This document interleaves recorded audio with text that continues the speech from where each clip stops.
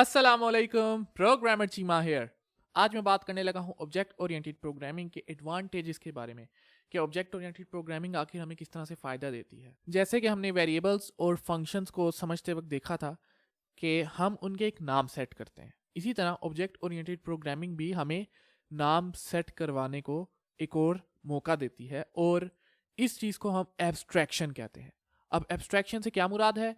ये आप मेरे पीछे मॉनिटर देख रहे हैं ना, ये मॉनिटर प्लास्टिक और स्टील से बना है, ठीक है, और भी चीज़ें होंगी इसके अंदर, लेकिन ये है क्या? ये तो सिर्फ प्लास्टिक स्टील वगैरह बस यही सब कुछ है।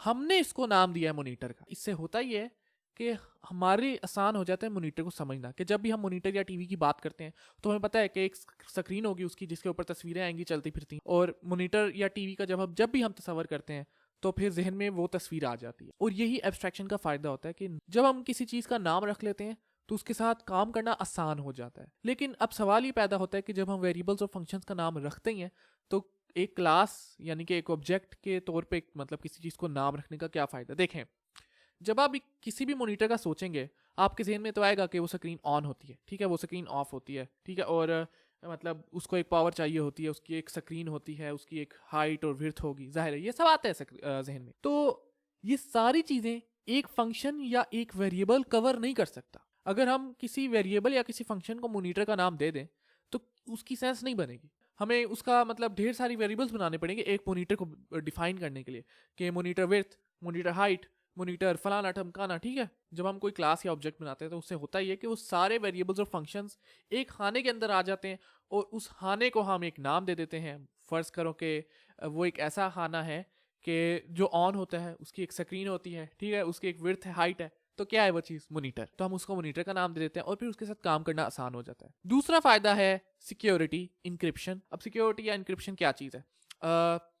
जब भी हम कोई क्लास बनाते हैं तो हम उसके अंदर बहुत सारी वेरिएबल्स को टर्न ऑफ कर देते हैं, बहुत सारे वेरिएबल्स को प्राइवेट बना देते हैं। इसका मतलब यह है कि यूज़र जब भी उस क्लास को यूज़ करेगा तो उन वेरिएबल्स को असेस नहीं कर पाएगा, उन वेरिएबल्स तक रिहाई नहीं होगी उसकी, क्योंकि वो वेरिएबल्स चाहिए ही नहीं। हम सिर्फ वो डेटा एक्सपोज करवाते हैं अपनी क्लास से जो फ़ायदेमंद हो यूज़र के लिए, जो उस क्लास को इस्तेमाल करेगा। अभी इस बात की प्रॉपर समझ नहीं आ रही होगी, लेकिन जब हम इंक्रिप्शन को सीखेंगे इंशाल्लाह जल्दी, तो आपको इस टॉपिक की 100% समझ आएगी इस फ़ायदे की। तीसरा फ़ायदा ये है कि हमें डिज़ाइन पर फोकस करना होगा। जब भी हम कोई क्लासेस बनाते हैं, क्लासेस या ऑब्जेक्ट ओरिएंटेड प्रोग्रामिंग के साथ काम करते हैं, तो हमें डिज़ाइन को मद्देनज़र रखना पड़ता है। हम बेहतर डिज़ाइन बनाने की कोशिश करते हैं और हम जो आम तौर पर प्रोग्रामिंग में गलतियाँ करते हैं वो मतलब रुक जाती है, वो कम हो जाती है। जब हम क्लासेस के साथ काम करते हैं तो हमारा एक अलग माइंडसेट होता है, एक डिज़ाइनर्स माइंडसेट होता है कि फ़लाँ हम ऑब्जेक्ट बना रहे हैं तो इस ऑब्जेक्ट का क्या प्रॉपर्टीज़ होंगी, उस ऑब्जेक्ट की क्या फंक्शंस होंगे, कौन सी चीज़ें जो यूज़ करेंगे ना कोई भी क्लास, तो कौन सी चीज़ें उसकी असेस होगी, किसकी असेस नहीं होगी, कौन सा प्राइवेट होगा, कौन सा पब्लिक होगा, और बहुत सारे सवालात आते हैं जहन में।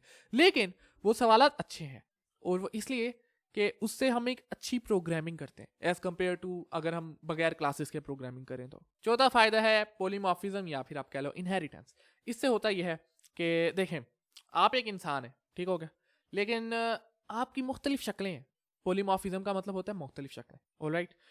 अभी आप अगर स्कूल जाते हैं तो आप स्टूडेंट बन जाते हैं, ठीक है। अगर आप मतलब अपने ऑफिस जाते हैं तो आप कोई प्रोफेशनल बन जाते हैं। आप मतलब अगर घर पहुंचते हैं तो हस्बैंड या वाइफ बन जाते हैं, ठीक है। तो आप ये गौर करें कि ऑब्जेक्ट की टाइप्स इन्वायरमेंट पर डिपेंड कर रही है कि वो कहाँ जाता है तो वो क्या हो जाता है, ठीक है। इसी तरह बहुत सारे एग्जांपल्स हैं। फर्ज करें एक गाड़ी है, ठीक है। एक गाड़ी अगर आम सड़कों पर चल रही है तो वो क्या है? सादी गाड़ी, ठीक है ना, मतलब गाड़ी, सादी गाड़ी। और अगर वो किसी रेसिंग ट्रैक पर चल रही है तो वो क्या है? रेस कार है। इसी तरह हम बात कर लेते हैं एनिमल की, ठीक है। कोई भी जानवर हो सकता है। अगर वो हवा में उड़ा हो तो बर्ड होगा, अगर वो ज़मीन पर चल रहा हो तो हो सकता है वो डॉग हो, कैट हो, टाइगर हो। वो अगर क्या कर रहा है तो उस बना पर वो कुछ और होगा, या फिर वो कहाँ है तो उस बना पर वो कुछ और शक्ल में होगा। और इसको हम पॉलीमॉर्फिज्म कहते हैं। और ये चीज़ हम इनहेरिटेंस और पॉलीमॉर्फिज्म जो कि ऑब्जेक्ट ओरिएंटेड प्रोग्रामिंग का एक फीचर है उसके साथ कर सकते हैं। और ये टॉपिक भी आपको इंशाल्लाह ज़रूर कवर करेंगे ऑफ कोर्स। पांचवा फ़ायदा ऑब्जेक्ट ओरिएंटेड प्रोग्रामिंग का वही जो हमने फंक्शंस में पढ़ा था कि रीयूजेबिलिटी। ये मॉनिटर है ना, तो मैंने फ़र्ज़ करो बड़ा मॉनिटर बनाना है तो मैं बड़ा बना लूँगा, और जब कभी मुझे छोटे मॉनिटर की ज़रूरत होगी तो मैं छोटा मॉनिटर बना लूँगा, ठीक है। ये ऑब्जेक्ट ओरिएंटेड प्रोग्रामिंग का फ़ायदा है कि आप वेरिएशन डाल सकते हैं चीज़ों में, इस तरह रीयूजेबल हो सकता है कि आप बार बार एक ही क्लास को यूज़ करें। तो ये तो एक खैर इतनी खास एग्जांपल नहीं थी। एक इसकी अच्छी एग्जांपल ये ले लें कि एक आपने डब्बे की क्लास बना ली। अब डब्बा आपको कहाँ कहाँ चाहिए होता है, हर जगह चाहिए होता है, स्टोर करना होता है चीज़ें। तो आप उस डब्बे को एक प्रोग्राम में यूज़ करें, फिर उसी डब्बे क्लास को, डब्बे की जो क्लास है उसको किसी और प्रोग्राम में इस्तेमाल कर लें। ठीक है, मतलब एक क्लास बनाई और आप उसको मुख्तलिफ जगह इस्तेमाल करें क्योंकि वही चीज़ बार बार काम आ रही है। तो इसको हम कहते हैं रीयूजेबिलिटी, कि हम बार बार एक ही चीज़ को इस्तेमाल किए जा रहे हैं। जैसे कि फंक्शंस के अंदर हमने पढ़ा था कि फंक्शंस भी रीयूजेबल होते हैं और वो हमारे कोड को कम कर देते हैं। छठा फ़ायदा ये है कि अगर हमने कोई फीचर डालना हो किसी ऑब्जेक्ट के अंदर तो उसको डालना बहुत आसान है। फ़र्ज़ करें कि आपने एक गाड़ी बनाई है, फ़र्ज़ करें क्लासेस के ज़रिए ना बनाते हैं उस गाड़ी को, तो आपको सारे के सारे जितने भी वेरिएबल्स हैं उन सब की कोई ना कोई वैल्यूज़ बदलनी पड़ेंगी, कुछ ना कुछ करना पड़ेगा। ठीक हो गया, एक टायर ज़्यादा करना पड़ेगा, फ़र्ज़ करो फ्लाइंग कार बनानी है ना, तो काफ़ी कुछ चेंज करना पड़ेगा। लेकिन जब आप यही काम क्लास के अंदर करते हैं तो आपको सिर्फ उस क्लास के अंदर ही कुछ चीज़ें बदलनी होंगी और उससे सारा का सारी जितनी भी गाड़ियाँ आपने बनाई हुई वो सारी बदल जाएंगी। ऑलराइट, और ये ऑब्जेक्ट ओरिएंटेड प्रोग्रामिंग का फ़ायदा है कि जब भी हम ऑब्जेक्ट ओरिएंटेड प्रोग्रामिंग से काम करते हैं तो फीचर्स को ऐड करना, नए फीचर्स को इम्प्लीमेंट करना बहुत आसान हो जाता है। और हम इसे कह सकते हैं कोड मेंटेनेंस, कि कोड मेंटेन करना जो है बहुत ईजी हो जाता है। जब भी कोई मसला है, बग हो, तो सीधी सी बात है, बजाय कि हम उस कोड के अंदर जाएं जहां वो क्लास इस्तेमाल हो रही है, हमें सिर्फ उस क्लास के कोड को देखकर उसके अंदर ठीक जो मसले हैं वो हल करने होंगे। इसके अलावा भी ऑब्जेक्ट ओरिएंटेड प्रोग्रामिंग के फ़ायदे हैं, मैंने सारे फ़ायदे नहीं कवर किए। ऑब्जेक्ट ओरिएंटेड प्रोग्रामिंग रेवोल्यूशन है प्रोग्रामिंग के अंदर, एंड ऊप इज जस्ट ऑसम। अगर आपने अभी तक सारी प्रोग्रामिंग सीखी है और आप कह रहे हैं ऑब्जेक्ट ओरिएंटेड प्रोग्रामिंग को सीखने की जरूरत नहीं है, मैं आपको 100% इस बात की गारंटी देता हूं कि आपने ऑब्जेक्ट ओरिएंटेड प्रोग्रामिंग सीखने से पहले जितने भी सॉफ्टवेयर बना लिए, ठीक हो गया, वो ऑब्जेक्ट ओरिएंटेड सीखने के बाद आपको रिग्रेट होगा, उसका दुख होगा आपको, क्योंकि object oriented programming is powerful, alright, is very powerful, और उसको सीखना लाजमी है।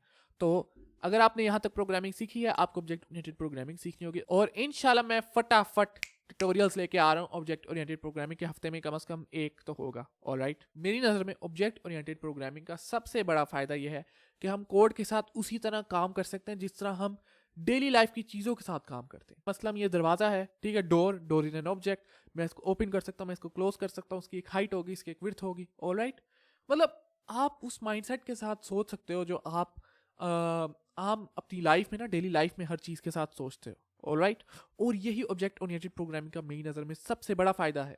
तो बस आज की यही वीडियो थी, मुझे उम्मीद है आप लोगों ने इस वीडियो को पसंद किया होगा। अपना ख्याल रखें, अपने घर वालों का भी ख्याल रखें और खुश रहें। मिलते हैं अगली वीडियो में। अल्लाह हाफिज़।